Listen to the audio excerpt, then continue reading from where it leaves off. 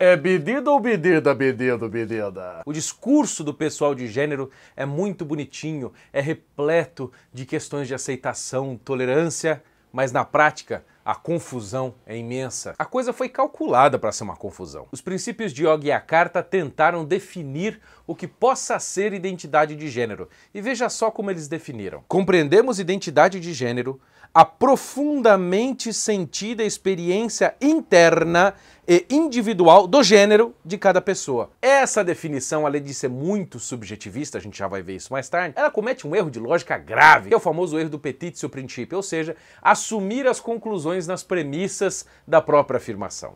Deixa eu ver qual gênero eu vou pegar. E veja bem, eles dizem que a identidade de gênero é a profundamente sentida experiência interna individual do gênero de cada pessoa. A identidade de gênero é o sentimento interno do gênero. Ou seja, a palavra gênero é o problema aqui e eles não definem para que a confusão seja ainda maior. Transdragão? Quer ver como essa questão de gênero não fica só na parte sexual? Veja que teve um funcionário argentino que quando chegou aos 59 anos se disse mulher só para poder se aposentar antes. A questão é essa, se o gênero é uma profundamente sentida experiência interna individual de cada pessoa, se ela se sentir com uma idade superior ou inferior, quem somos nós para dizer que ela está errada? Ela não precisa ser só transexual, ela pode ser uma transetária, variar entre idades.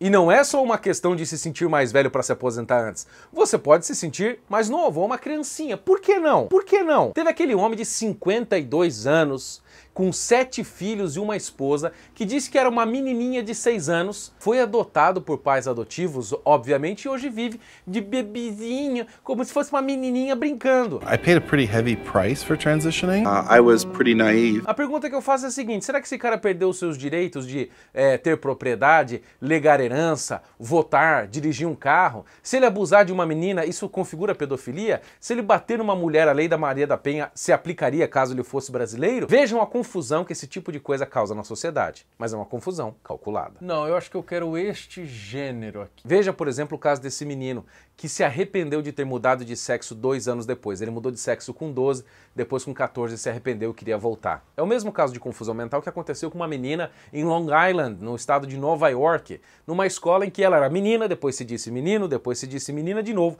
A escola ficou pé da cara e obrigou a menina a assinar um contrato com a escola para parar de fazer confusão. Você imagina ter que mudar o nome na lista, adequar o pronome de tratamento, ter que colocar os professores todos informados a respeito da mudança da menina, ver as adequações de chamada. Enfim, isso causa uma série de mudanças que as pessoas não percebem o que pode acontecer. Essa confusão que acontece na cabeça das crianças, ela é de certo aspecto normal. Vários estudos que estão aqui na descrição do vídeo já demonstraram que as crianças podem sofrer com essa disforia de gênero. E esses estudos mostraram que 98% dos meninos e 88% das meninas se adequam ao seu sexo biológico após a puberdade. Ou seja, é um conflito natural, vamos dizer. Este aqui. E você quer saber por que a gente não pode sair apoiando essas mudanças de sexo prematuros? Por uma questão biológica simples. Existe uma zona aqui na cabeça chamada córtex pré-frontal. E essa é a área do cérebro que se amadurece mais tarde. E esta área do cérebro é aquela que é responsável por permitir que a gente tome decisões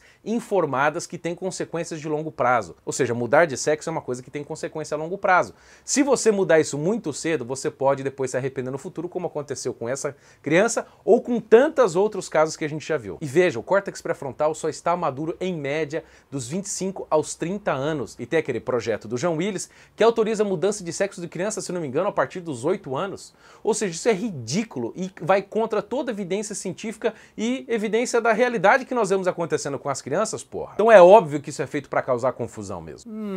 Eu acho que eu quero ser menina. Não existem só os transetários, os transgêneros, mas existem os transraciais. Tem aquele homem que depois disse que não se sentiu bem homem, passou a se tornar uma mulher trans e depois fez tantas cirurgias plásticas para se tornar aquilo que ele dizia se sentir ser na sua profundamente sentida experiência interna individual, que era uma mulher trans dragão.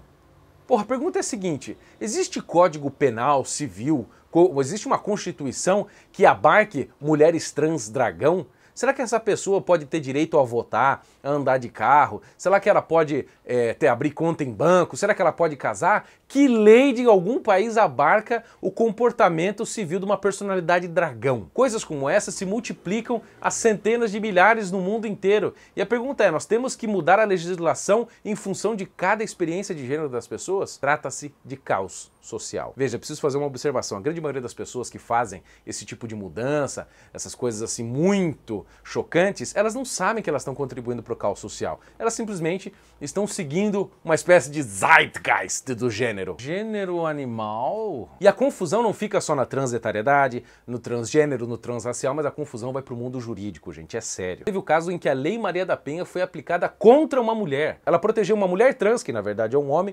contra a sua mãe, que é uma mulher biológica. Isso foi uma decisão judicial, gente, já está transitado e julgado. Teve um caso em que a Lei Maria da Penha foi usada inclusive para proteger homem. O próprio STJ, no conflito de competência 88027, estabeleceu que a Lei Maria da Penha pode ser aplicada num conflito entre mulheres, por exemplo. E você quer saber por quê? Porque a Lei Maria da Penha, em vez de usar a palavra sexo, ela usa a palavra gênero. E como o gênero é elástico e depende da autopercepção do indivíduo que ele externa através da linguagem, o juiz tem que aceitar o que a pessoa diz. É bedida ou bedida, bedida, bedida? A pergunta é, se um cara apanha da sua namorada e ele alegar ser mulher, a Lei Maria da Penha pode ser aplicada contra ela?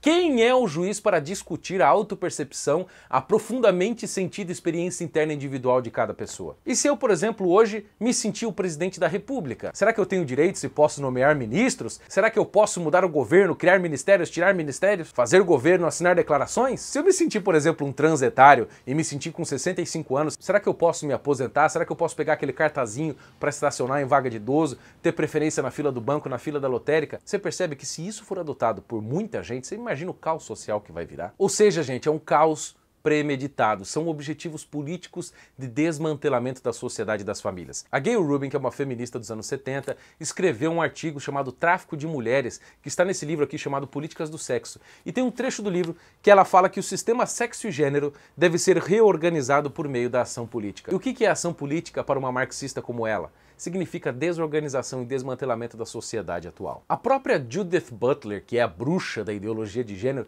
diz aqui no seu livro, na página 25, que a política feminista de gênero deve ser um objetivo político. Está aqui no livro dela. Eu acho que eu quero ser menina. Ou seja, gente, eu poderia passar 2, 3 horas dando exemplo e mostrando a confusão para vocês. Mas só para dizer o seguinte, quando nós trocamos a palavra sexo pela palavra gênero, nós já acedemos a um discurso revolucionário. Não importa se você diz equidade de gênero, perspectiva de gênero, teoria de gênero, questão de gênero. Se nós aceitamos essa troca, nós estamos dizendo que o real, o perceptível, o objetivo pode ser substituído de qualquer maneira, por qualquer razão, pelo subjetivo. É a sujeição total da realidade à percepção do indivíduo. E aí eu quero ver quem vai aguentar o caos. Portanto, gente, ideologia de gênero não se trata de inclusão, de tolerância. Se trata, na verdade, de uma estratégia de caos social, de dissolução da ordem presente para a implantação de um futuro maravilhoso que a gente já sabe onde vai dar. Gente, vocês sabem que eu não recebo dinheiro de fundação internacional tipo essas feministas da ideologia de gênero. É por isso que a Vista Direita fez uma parceria com o meu canal. Então visite a loja Vista Direita, compre camisetas sensacionais, canecas, etc. São produtos muito bons. O site está aqui na descrição. Entre lá e faça suas compras. Este aqui. Enquanto você está decidindo qual gênero você vai ter hoje, se inscreva no canal, assine o sininho, curta o vídeo, comente, compartilhe e... Não, eu acho que eu quero este gênero aqui. Este aqui. Gênero animal? É bedida ou bedida, bedida, bedida?